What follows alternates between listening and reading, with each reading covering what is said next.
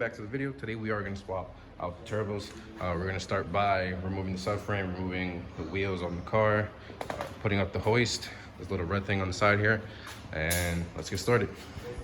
So as far as right now, we do have the engine support bar supporting the motor. It is tight and nice and secured. It's not moving anywhere, it's not going anywhere. That's tight. I just use one. I don't really need, this is not necessary for me, at least for this application. So as far as right now, we are going to jack up the car, take off both wheels.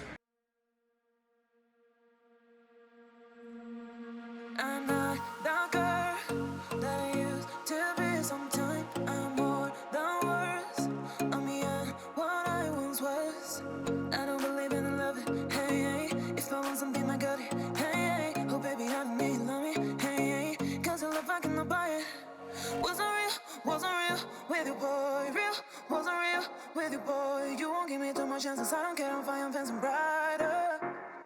Yeah, oh boy, I'm telling goodbye, I'm telling goodbye.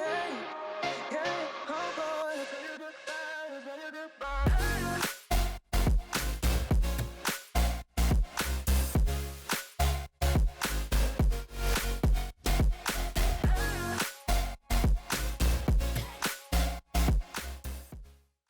So right back into it. I did put the car in jack stands. I did support the car with the wheels on the bottom on both sides, just for extra support, and some random ramps in the back just in case it did drop, because the floors are wiggly, especially on this side of the garage.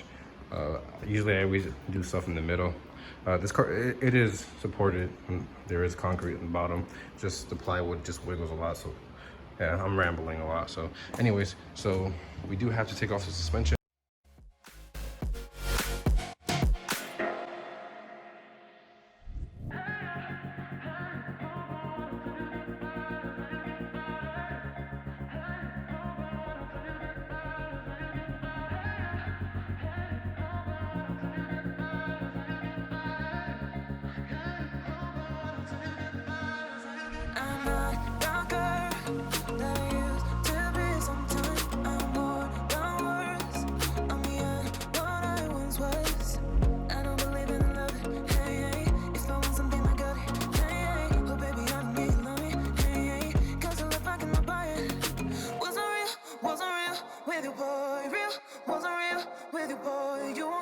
Chances, I don't care, I'm fine, I'm fencing brighter. Yeah, oh boy, I'm telling goodbye, I'm telling goodbye. Yeah, oh boy, I'm telling goodbye, I'm telling goodbye.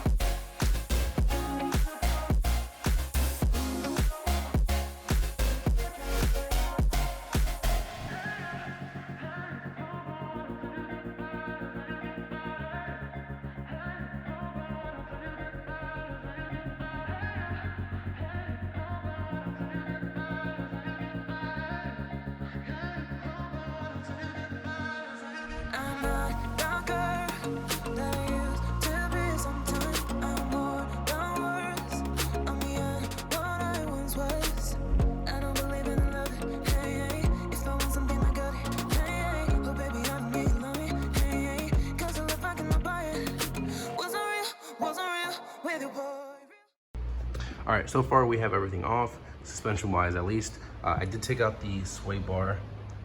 That is not there, that is sitting over there currently. I did organize all my tools, did put the bolts and nuts in baggies just so I don't lose it around the shop.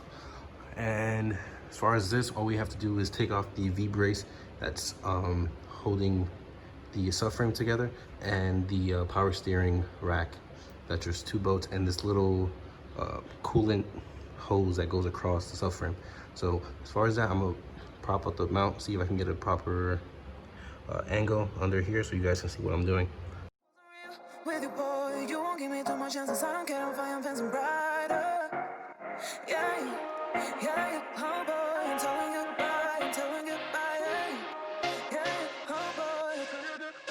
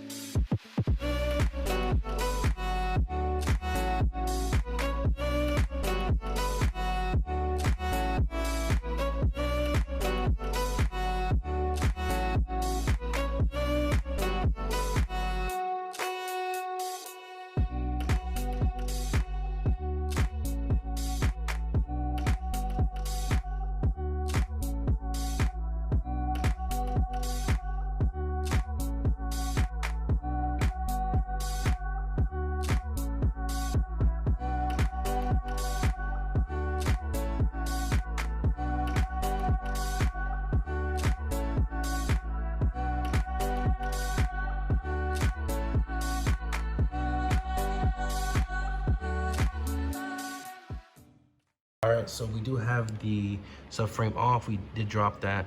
We've seen that in the previous clip. We do have the power steering being held up by the jack just so that way the lines don't have any tension on them. We have the suspension being held up by the strut tower, so we did not put any support on that. As far as that is fine. We can look down here. We do have to remove the down pipes to remove the turbos and the motor mount little brace there. You can actually see I have the water pump right here that needs to be drained, especially the oil as well. You can see that's still, look how brand new that is. So that maintenance is done, so I don't have to worry about that. As far as that, let's get tuned.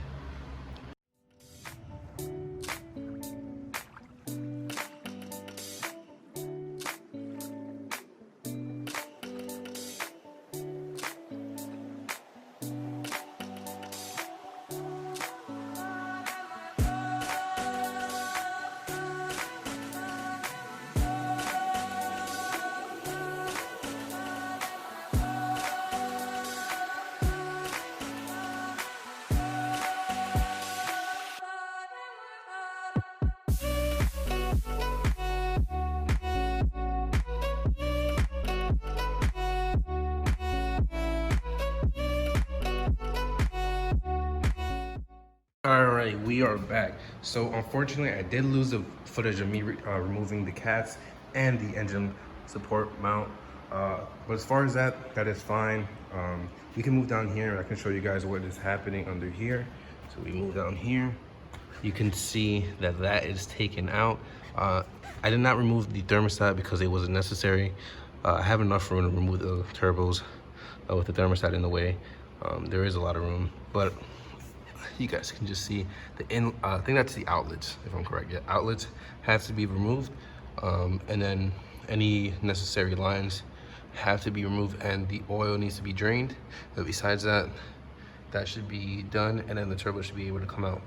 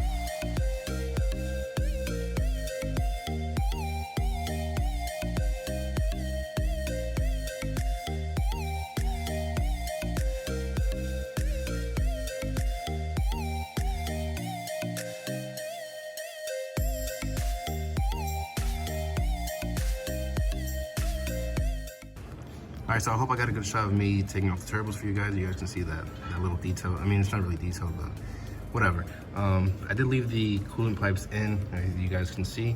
But quick thing before we pan over to the turbos, I just want to show you guys how these ports look up here. So these are the exhaust ports for you guys who didn't know. And if you guys can just notice any residue on top of the ports, and it's not supposed to be there, but it's kind of a big thing, and that might be the culprit of why these turbos or the exhaust was smoking a bit. You guys can see over here, the first one is leaking. I'll just throw a couple pictures up on the screen now. So yeah, that's really what it looks like in there. But we're gonna pan over to the turbos and show you guys more in detail about that. All right, the turbos are out. So quick thing before we move on to wastegates, I want to show you guys something that's pretty surprising. I mean, it'll be surprising to anybody, but let's move on to that. So if you guys can see inside these ports, these are the manifold ports. You guys can look in there. You guys can see there's a bit of residue up there. There's something there, and some there that's kind of like dried off. But over here, this one's kind of the worst one actually.